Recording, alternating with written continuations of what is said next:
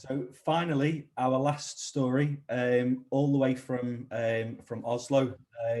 As we said a little bit earlier, when we usually have these home-baked gatherings, we'd usually have them in probably the front room of the high street or in the bakery, where we could invite people together for a cup of tea. But obviously, because we're doing this online, we can bring people in from further afield, and we're really grateful to have Sarah from Toyen in Oslo, who's going to share the story of their work there. So welcome, Sarah. Thank you. Yeah, thank you so much, and it's so cool to be here. I can't tell you how happy it just makes me sitting here. Welcome to my sitting room instead of your sitting room. And this used to be a milk shop, actually. I live on the ground floor and took bought it as an office, and it was originally about 100 years ago. It was a milk shop that's now become my flat. I've got some slides, so I think I'll just go and start sharing straight away. But while I do that, say Homebaked has been to Oslo. We've had a little festival here where they came, and then I met Britt again on an island far north of the Arctic Circle, where we were both talking about alternative ways of building small communities. And so it's just really, really delightful to be in Liverpool-ish. I've been asked today to talk a little bit more about the formalization of how we support social enterprises in this area of Oslo. The initiative is called Toyen Unlimited, though we do have now Storhaug Unlimited and Sundre Nordstrand Unlimited and a few other places in different cities around Oslo. We call it our neighbourhood incubator. So to be part of a session called the neighbourhood as incubator is perfect. And what I want to talk a little bit about today is how we think that it's the neighbours that own the social change. And so that's going to be the focus. Toyen Unlimited, we sort of call it a community space or an incubator in Oslo, and it's for any local people. So they have to live in that neighbourhood with any background to find a safe and supported path into using their own experiences as a basis for making positive social change in a sustainable way. And it's that sustainable way that makes it an enterprise kind of thing. So it looks like this sometimes when we don't have COVID around the place. It's on the ground floor now. It's full of, this is where they're sitting here doing, making a storyboard for their theories of change, I think. But you can see it's filled with young people, old people. The guy on the left there is actually the teacher of some of the other young people in there. So it's all a place where everyone's absolutely equal. And they all come in with any idea, and we help them develop them into sustainable businesses. I just wanted to divide the talk into a little bit about past, why it started, and then a little bit what it is now and some stories, and then talk a little bit about the future and what we learned from it, and end with a couple of takeaways in a parallel dimension, I said, because I couldn't think it wasn't past, present, or future, so it must be some other parallel thing.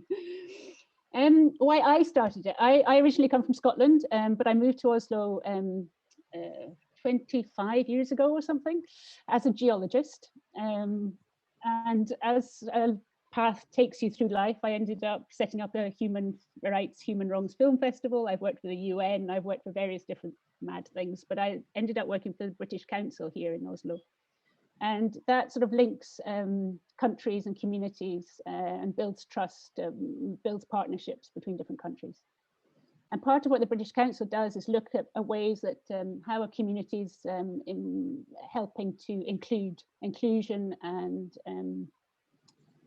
basically build stronger societies. And they've now started working across the world, and how can social enterprise be one of the ways that you can build stronger communities. And so that's really when I started realizing the power of social enterprise. And it's the kind of thing where people get in touch and say, can you take us on study trips, please, to the UK to learn about it? Because there's so much going on in the UK, and especially actually in Scotland, about this and how it's good, that it's become a sort of export thing. It's really, really good. I mean, we were at this World Social Enterprise Forum, and the #1 country was Taiwan, and the next one is Scotland. And Norway's not heard of social enterprise. It's really not there. And I think it's perhaps we've got a massive welfare state, but also a massive neoliberalist sort of capitalist society. And there's nothing in between. And coming into this forum today and seeing all this community-led stuff, we don't have community-led housing. We don't have all these sort of community feelings. So it's really bringing in social enterprise into quite a different field. And part of what we've been doing is showing the power of this. And you'll see later on how that's happened. But after the British Council, they closed down here, and I moved over into Oslo municipality and worked from the inside of the public sector on how can you support communities. And this is where I set up Toyen Unlimited, but then went over into sort of being really concentrated on housing before I left there and now work in Ashoka, which is a global organization for social entrepreneurship. Why social enterprise? There's just on these sort of the study trips to the UK. These statistics were coming up. These are from from Scotland, just showing that it is more inclusive compared to social medium to small and medium enterprises. There are more female leaders. There are more leaders with the ethnic minority background. That they do actively recruit locally, and they do employ people that otherwise might not come into the labour market. So the statistics are there, and they do also make change. So this is just like what Grace was saying now, that you get the social change, but you're also doing the business. And I think especially in Norway, they just don't get it. It's always the business first, and then you can make the social change. But you can make the social change first, and then bring in the business side. And then there's this thing about the value and locking it in. And while I don't know, it's really hard to explain in Norway how maybe it's such a sort of oil fueled community in one way, a country where they're just trying to sort of impact investing, and shiny green driven enterprises are the way to go, and they forget this thing about locking in value into communities. So to be able to try and sort of talk about those kind of things has been really important when it comes to Toyen especially. The other thing is that it works. This slide's slightly in Norwegian, but it does basically, there's now enough evidence to say that if you are going to choose what to support, a new sort of small and medium enterprise or a social enterprise, the social enterprises are more successful during these days. They are surviving longer, they're making more jobs, they're making all the extra £7 as well, if that impact that you were talking about.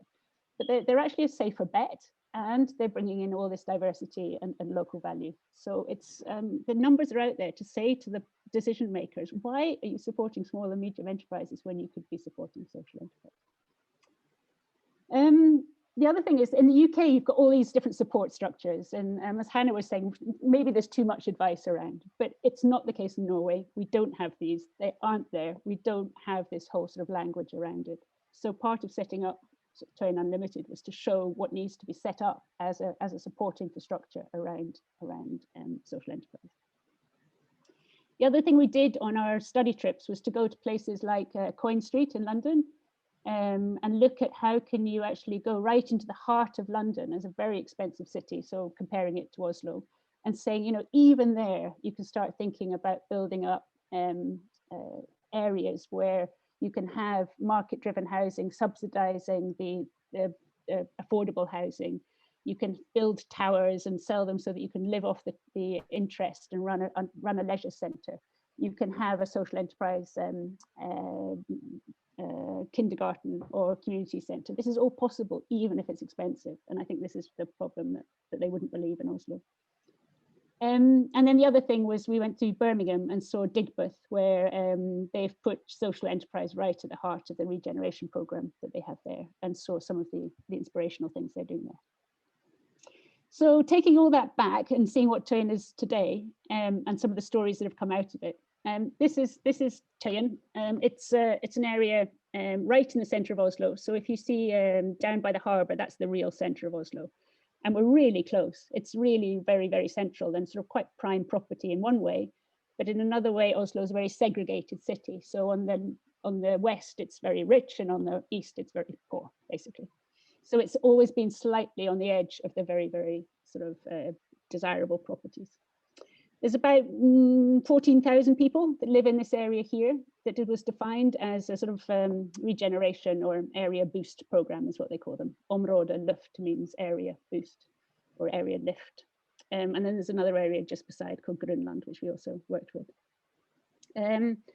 And in this area, I mean, the issues are quite big. The graph down on the right there is a sort of graph showing the number of children growing up in low-income families, and Toyen and Greenland are right at the top there. 60% of children in this area are growing up in low-income families, and there is a lot of the other traditional sort of problems with unemployment and crime and things. This is what Toyen looks like from above. You can see there's a little square in the middle up here, and this is a little square with shops all the way around that used to be community shops, then were empty, and now are being gentrified, basically. There's a library in there that there was a library that was going to be shut down. The local people demonstrated, and they said, all right, we'll have 2 libraries. And I don't quite know how it happened, but they've become such a centre of the community, both one that's just for 10 to 14-year-olds and another one. And then down here, we have a lot of social housing, core K7 and G15 are big blocks of social housing. And then there were 2 parking places that have now been built with new market-driven prices and are selling to nearly £1 million on the top flat there, looking straight across at the social housing. And then we have the school, and we have an activity house here. And in here is where we set up Toyen Unlimited. We went in with this as our motto, that what if we considered that all the talent and creativity we needed to create and maintain a vibrant place already exists locally, it just needs the conditions to grow and be nurtured. So really, if we were looking back at that picture, what if behind every single window, there is someone sitting there with talent and creativity to do something for their community? And we looked again to the UK and saw that a lot about what was happening with the impact hubs, and if they could like gather people together around a common purpose, in this case, the neighbourhood, but combine that with Unlimited and the awards that they were giving and have given for the last 20 years about how to try an idea and build up your confidence, how you can do it if you actually want to start doing it, build it if you want to take off, or fast growth. But these don't have community hubs, whereas the impact hub model did. So what we did is sort of squash the 2 together and change it into a bit of Norwegian and called it our neighbourhood incubator. So this is what it looked like for in its sort of middle stage. The first stage was to take over a room in the building, and it had just been used for rubbish, and we painted it orange and bought some stickers and put them up on the windows. And eventually we got given this room on the 3rd floor. And anybody could walk in with any idea, and we would say, yep, we're hearing you, we're seeing you.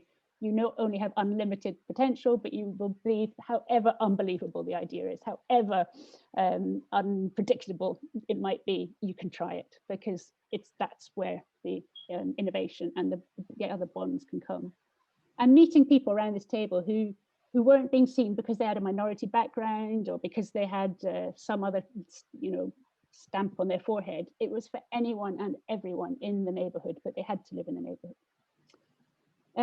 The one thing that I thought you might actually be a little bit formal about what we do in that incubator. The first thing we always say is to ourselves, not to them, but it's about the quality of contact, that they come in, and it's almost a sort of psychological thing. Are they seen as welcome? Are they seen that this is what I've been waiting for? This is a friendly place. This is where you are seen and believed and listened to. So we have people sitting there ready to sort of support people, anyone that comes in the door. Everyone meets on a Wednesday and just goes around and says what's happened, is good and bad. And immediately you start getting people making bonds and connecting each other and say, but I can help you with this, or I can order some food from you, or whatever it might be. So that's where the bonds start being made. And we do it for each unlimiter, as we call them, their needs. So again, it's this listening thing. It's not about having a course or a set number of days or a set number of time you're allowed to be there. It's free to come in and use as you want when you need it. And that time dimension, I think, is incredibly important. One guy has been there for 5 years and just drops in very regularly. And suddenly yesterday, I saw its tail taking off, just waiting for the right moment to be supported. And this is very different from other kinds of startup hubs, that it's the individual, it's not the idea. Because I think in startup hubs, you come in with an idea and people say, that's cool, but when the idea fails, you're out. And we don't, we say it to you and we see that you're someone that's full of potential and full of talent, and just stay until you work out what your idea is.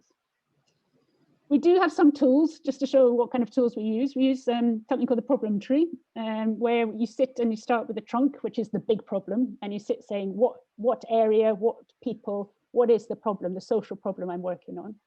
And then we sort of like try and map out what's the consequences of that problem, which is the top of the tree.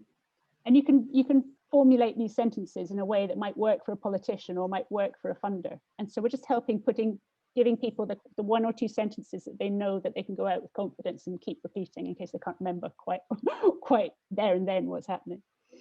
And then we look at the bottom, what are the root causes and the systemic drivers behind them? Because in the long term, if you want to change the system, you have to think about not just delivering a service, but actually changing the system underneath why we've got that problem.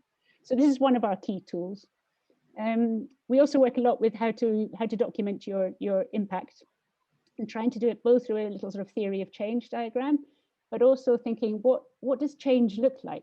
Is it the number of smiles? Is it the number of likes? Is it something else than what we're used to thinking about what we have to measure, you know? So really open to thinking about how do we document that something's happening, and giving them the tools to do that will make sense to them rather than have some very difficult kind of tool. The other thing we do use is a social business canvas when it's appropriate. So it's only if people are in the right place for this, and making sure that they see the difference between a social business canvas and a normal business canvas, mostly on the right hand side there where you have both beneficiaries and customers, and they're not the same thing, because in a traditional business, the customer is also the person who's getting the goods and going off with them. Whereas in a social business, it might be that the customer is the municipality or somebody else, but the beneficiaries are the people who actually get the result of being part of that initiative. And at the bottom, we've got good stories, which is so important to keep collecting all the way. Yeah, and the other thing is, yeah, this point, when we do talk a little bit about elevator pitches, but the problem is that when you get external mentors, there's so many people coming in saying, can't I be a mentor? Can't I help someone develop their pitch? And they come in from a very commercial point of view. We're getting so much bad advice and so much sort of, you've got to start thinking about how to sort of, I don't know, the words are different, the attitudes are different, the quality of contact is different. So we found out that mentoring without mentoring the mentors first often just is making more harm than good. So in a way, Toyen Unlimited is being there to sort of protect some of these people from some of the outside advice that might come in to do things differently.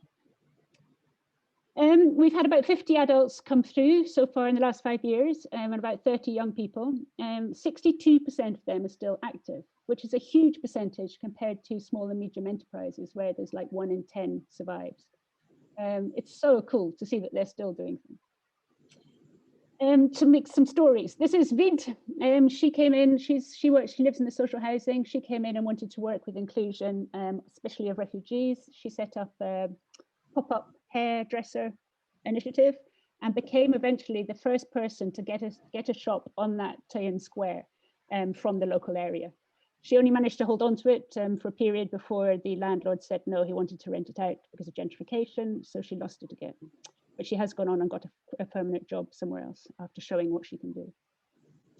This is Shamsa. She set up a thing for Somalian women, mostly to do with cancer and diabetes, but realizing that by having a sewing machine in the middle, they would come and talk about things that they wouldn't do if you just had come to a meeting about diabetes.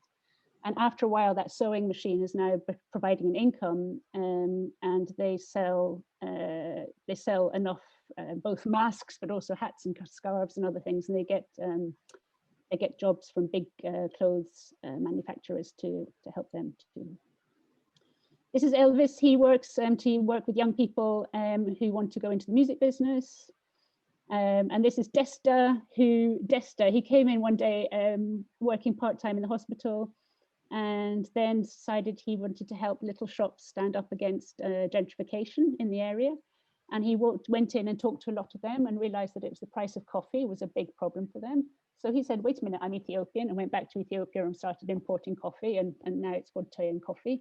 And then he started employing people in Ethiopia, single mothers and fair trade. And then he thought, we need a hub like this in Ethiopia, in Addis Ababa. So he set up his own hub in Addis Ababa, and it's now become huge. And this is him presenting the African Innovation Week, where 3,000 people registered in the African Union building, and it's now becoming a really massive, great thing all across Africa. So from tiny little bit of a safe space, he's just gone global, basically. And this is Swad. I just had to show this picture because she's so lovely and she's doing so well at the moment. And this is Helga, who now runs Toyen Unlimited. So this is them talking about how she's doing at the moment. These two, this is Hussein, who came in, this is one actually 5 years ago, and he wants to build up a new housing model for some Somalians who don't want to have mortgages with rental, a part of that model. And this is Ola, who came in as an activist around housing, set up a social enterprise called Nedenfra, set up the first new housing cooperative building society thing. There's no direct translation, for 40 years in Norway, and is now really influencing the whole of the housing understanding and what's possible in Oslo and Norway.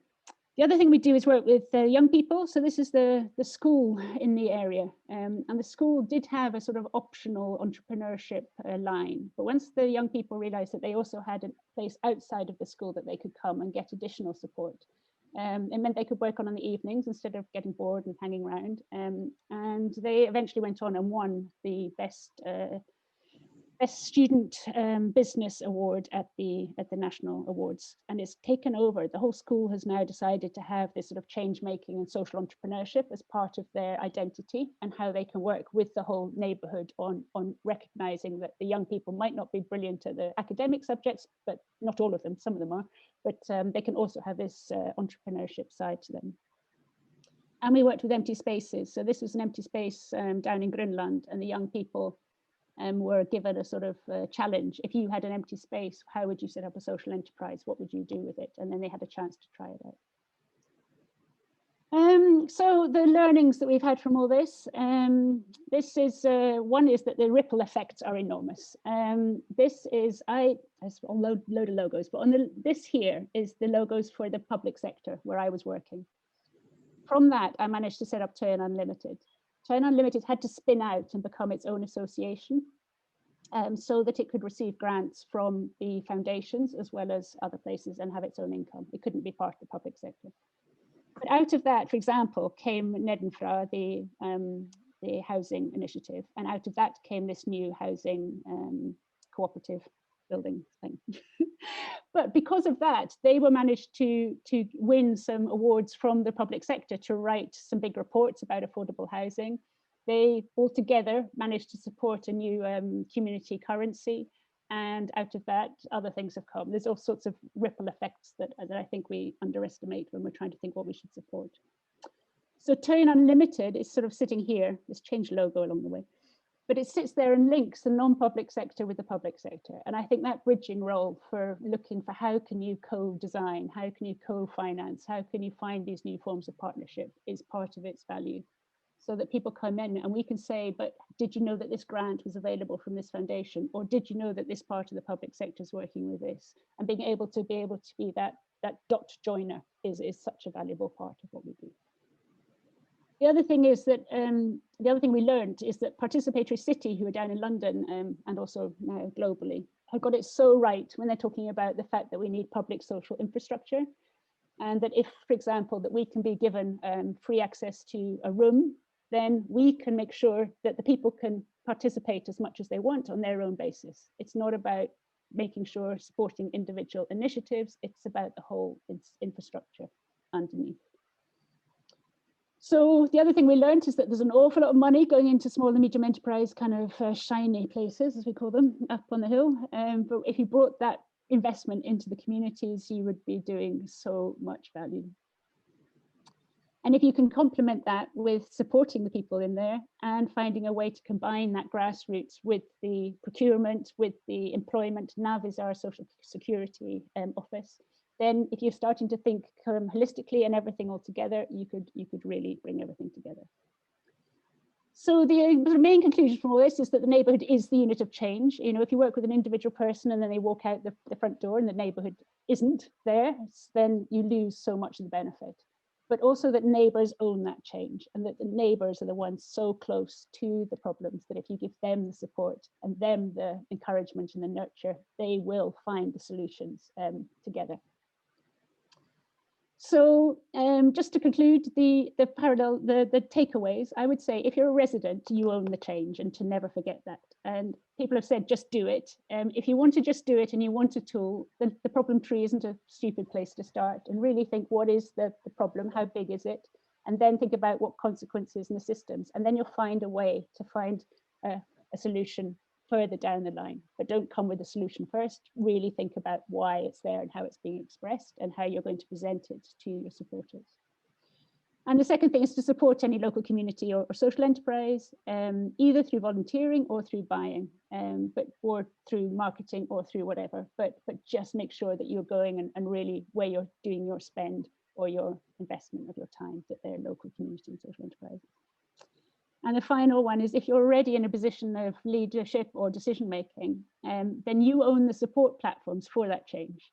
And I would say, first of all, really keep that mindset and never forget that the talent and creativity, it's there, it's already there. And these people, so often we see municipalities bringing in external things and external people and external solutions, and it's already there, it just needs to be nurtured.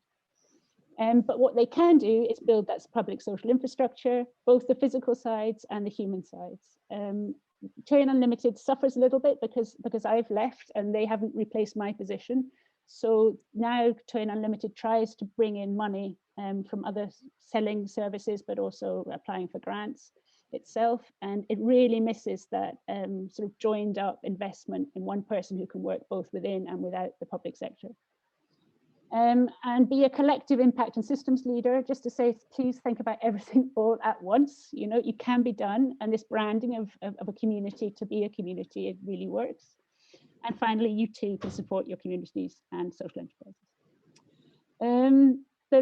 This slide was one that came on the Norwegian equivalent of Have I Got News for You on mainstream television. And they just were basically being slightly ironic when they were basically saying, if I only had a neighbourhood incubator for social entrepreneurs. But it was not fair, because if they only did have a neighbourhood incubator for social entrepreneurs, I think the ripple effects and the whole community building thing is just so valuable. So that's the Norwegian experience, and thank you so much for having me along. And if there's anything else I can tell you, do just that. Perfect, Sarah. Thank you so much for sharing that. That was really inspiring.